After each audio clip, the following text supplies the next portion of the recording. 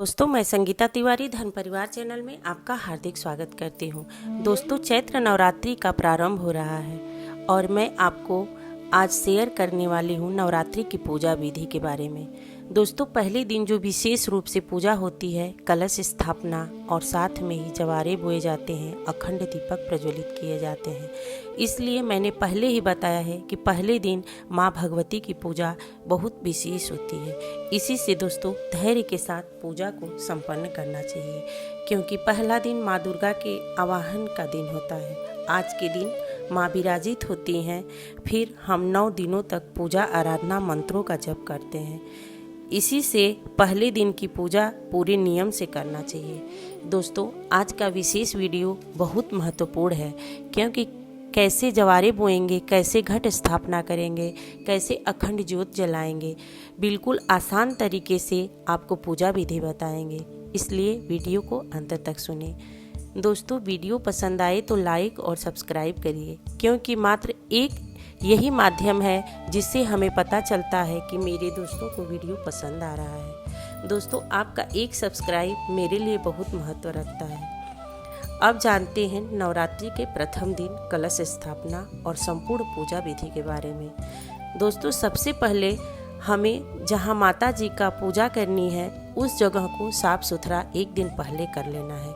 इसके बाद वहां एक लकड़ी की चौकी बिछाकर एक लाल कपड़ा उस पर बिछाना है। दोस्तों, बहुत लोगों का सवाल है कि जो लाल कपड़ा है पिछले नवरात्र का, उसी को प्रयोग कर लें। तो बिल्कुल आप कर सकते हैं, चाहे तो नया भी ले सकते हैं, कोई समस्या नहीं है। दोस्तों, बहुत लोगों का सवाल है कि हमारे घर में अलग से चौकी माँ का लगाने का जगह नहीं है, तो घर में जो मंदिर रोज पूजा करने वाला है वहीं कलश स्थापना कर सकते हैं। तो जी हाँ, आप कर सकते हैं, कोई समस्या नहीं है। माँ भगवती दुर्गा का पूजा करते हैं नवरात्र में तो ज़्यादा जगह की ज़रूरत पड़ती है। इसीलिए कलश स्थापित करने के लिए, जवारे लगाने के लिए, सुहाग सामग्री रखने के लिए और अखंड दीप जलाने के लिए जगह ज़्यादा रख चाहिए पूजा सामग्री के लिए, क्योंकि माँ के आसपास ही, चौकी के आसपास ही सब सामग्री रखी जाती है।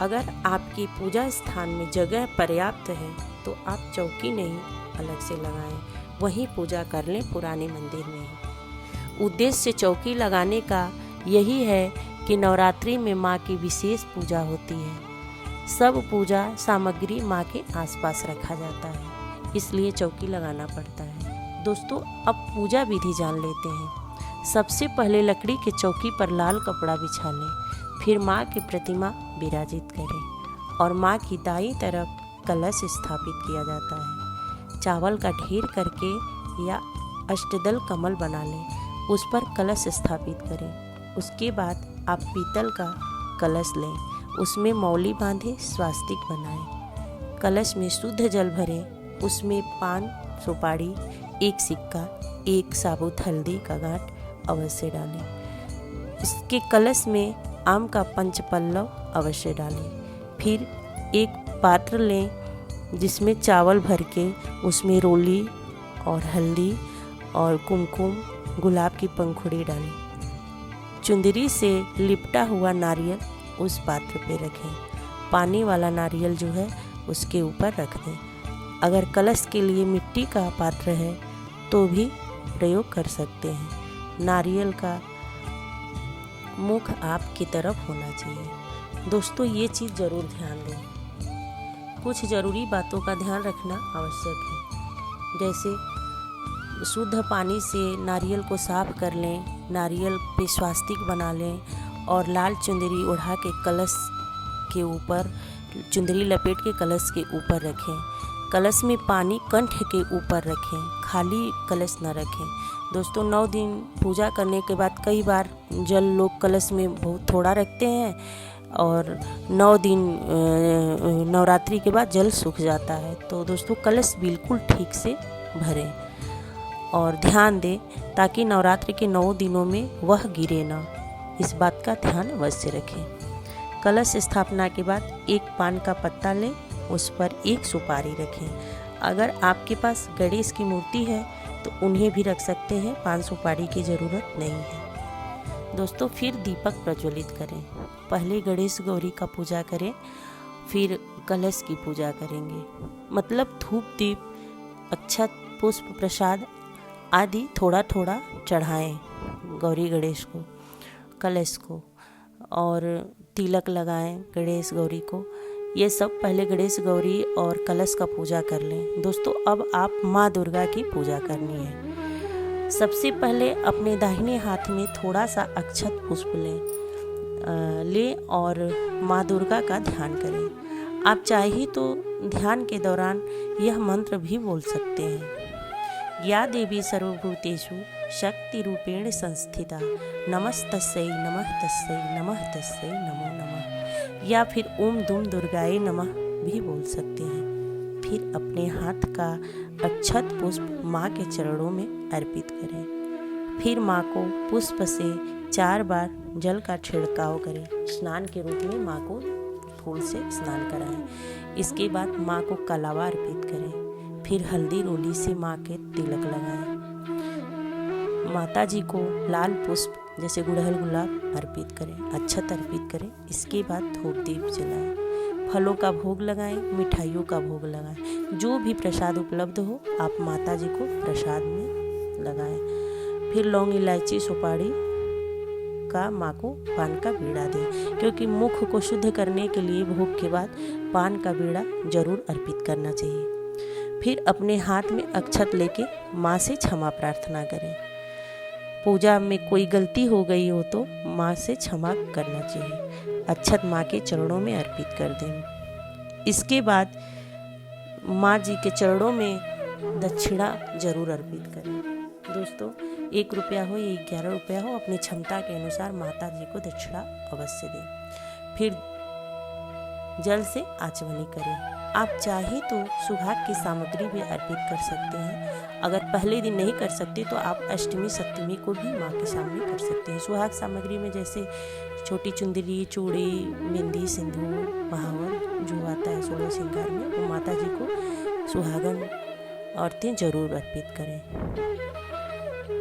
अब बात करेंगे अखंड ज्योति के बारे में। दोस्तों अखंड ज्योति आप तिल के तेल का भी लगा सकते हैं या फिर शुद्ध गाय के घी का सबसे उत्तम होता है।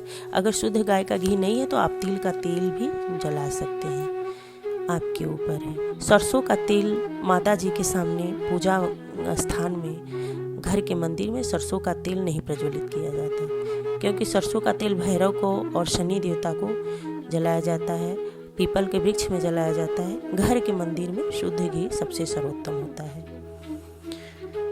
दोस्तों दीपक जब भी जलाएं तो माता जी के दाहिनी तरफ प्रज्वलित करें। जवारे कलश भी माता दुर्गा की दाहिनी तरफ ही रखें। दोस्तों अब जवारे की बात कर लेते हैं कि एक मिट्टी का पात्र ले लें, उस पात्र में थोड़ी सी मिट्टी भर लें, पात्र में स्वास्तिक अंदर बाहर बना लें रोली हल्दी से। फिर उसमें जौ बोएं, पानी का छींटा दें। दोस्तों ध्यान रखें कि एक दिन पहले ही जौ भिगो के रख लें, ताकि आपके जवारे जल्दी अंकुरित होंगे। रोज धूप दीप दिखाएं जवारे को, कलश को, गौरी गणेश को, सबकी पूजा रोज करें माता जी के साथ। दोस्तों इसके बाद आराम से बैठ के माँ के सामने पूरे आत्मा श्रद्धा से हाथ जोड़ के माता जी का दुर्गा सप्तशती का पाठ करें। अगर आप दुर्गा सप्तशती का पाठ नहीं कर सकते तो दुर्गा कवच कर सकते हैं, दुर्गा का 32 नामावली का जप कर सकते हैं। अगर आपके पास बिल्कुल समय नहीं है तो आप रोज़ सुबह शाम माता जी के सामने दुर्गा चालीसा का पाठ भी कर सकते हैं।